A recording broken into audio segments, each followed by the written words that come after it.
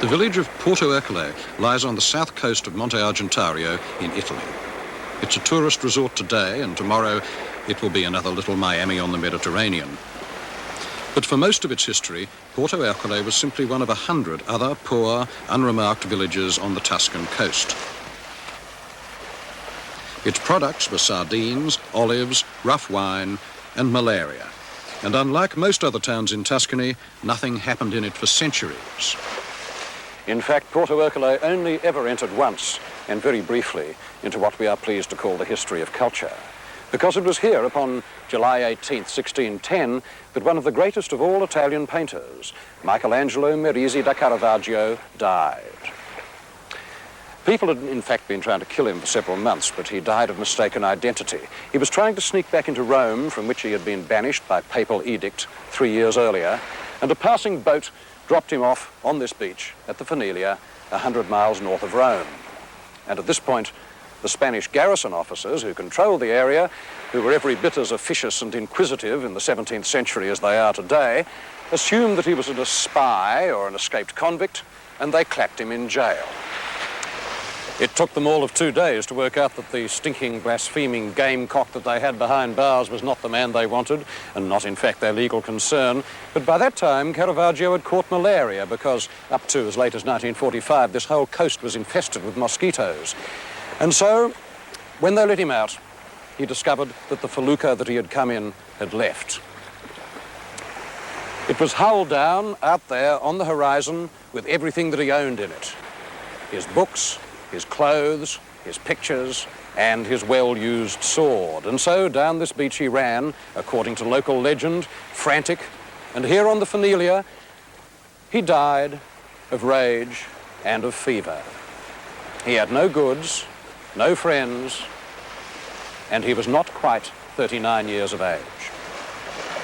Because Caravaggio's death was of a piece with his life, lonely and violent, both have conspired since to create a legend.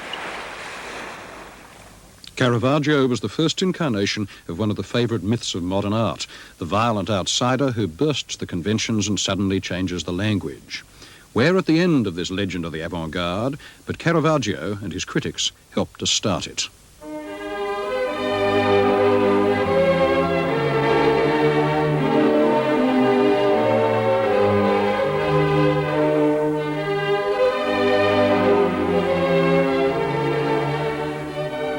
He came from the provinces, and he took the name of the town that he was born in, Caravaggio, not far from Bergamo. His true family name was Michelangelo Merisi, and his father, Fermo Merisi, was a builder, a clerk of works, not quite an architect, somewhat up from a stonemason. His parents were married in January 1571, and he was born the same year. Lucy, a daughter of Signor Giovanni Giacomo Oratori, was married to Master Fermo, a son of Bernardino Merisi, on the 14th of January 1571 in the Church of Saints Peter and Paul in Caravaggio. There wasn't much art to look at in the town beyond these unremarkable wall paintings by Fermo Stella. We don't know how or why Caravaggio became a painter.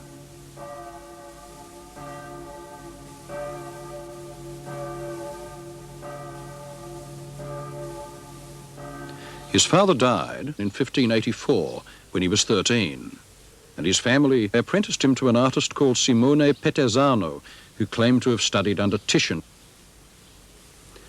Caravaggio studied in Milan for 4 years, sweeping the studio floor and learning the nuts and bolts of drawing.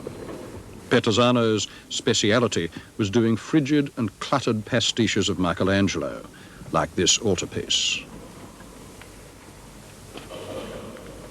This contract of apprenticeship was quite specific.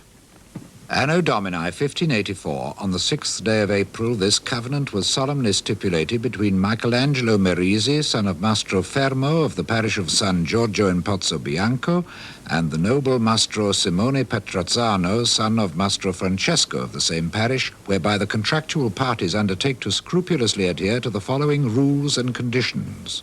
1.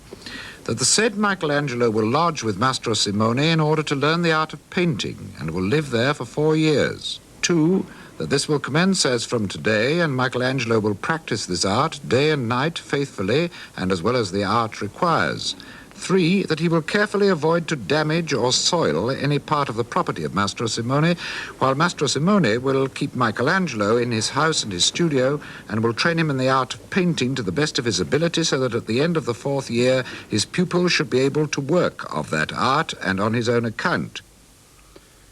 There was plenty of first-rate painting to be seen in Milan in the late 16th century, and one of the artists Caravaggio seems to have looked at carefully was Lorenzo Lotto, who had emigrated to Lombardy. There's a suaveness of light and modelling in Lotto's like this Rest on the Flight into Egypt, a silvery pastoral elegance that Caravaggio was clearly trying to repeat in early pictures like this one. The same subject, done in Rome around 1595 when he was 24. And the mood reminds one, however distantly, of Giorgione, the tired family in that soft and leafy wilderness, soothed by the binding power of music.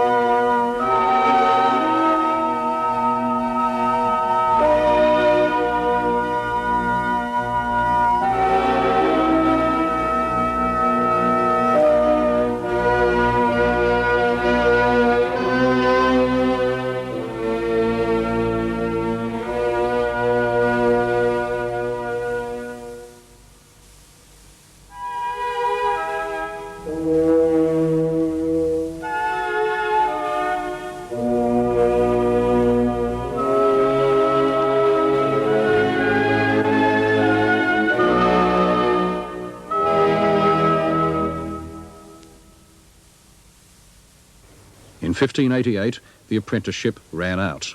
He went back to his hometown and sold some land he'd inherited, and presently he set off for that capital of late 16th century art, Rome. We don't know how he got there. It was probably via Florence.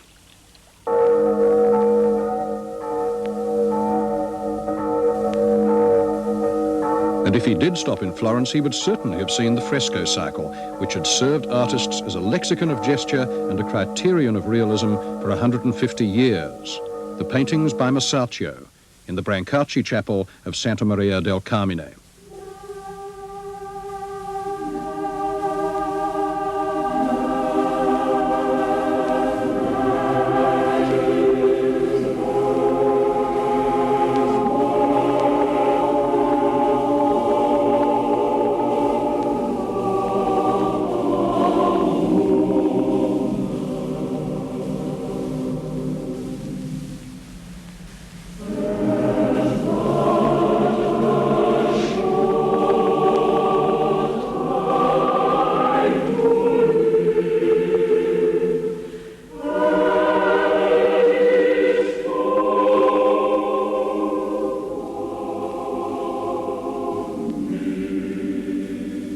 Perhaps it's not fanciful to think that Caravaggio's whole sense of action and how to paint it was influenced by the large, legible gestures of Masaccio's figures, and that some part of his realist instinct was confirmed here.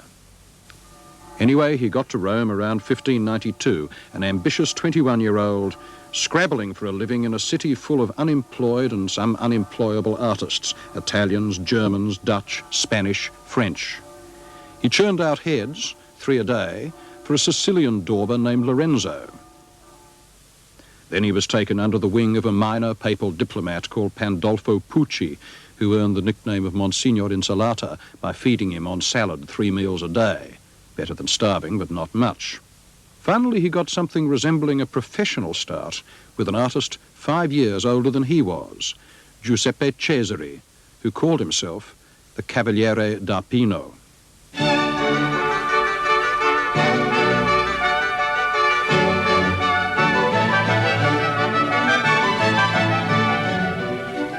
The Cavaliere was an exponent of the most frigid sort of late Roman mannerism, with its serpentine figures a long way after Michelangelo, its prissy, involuted shapes, its idealism and decorum, and general horrified recoil from the juices of life.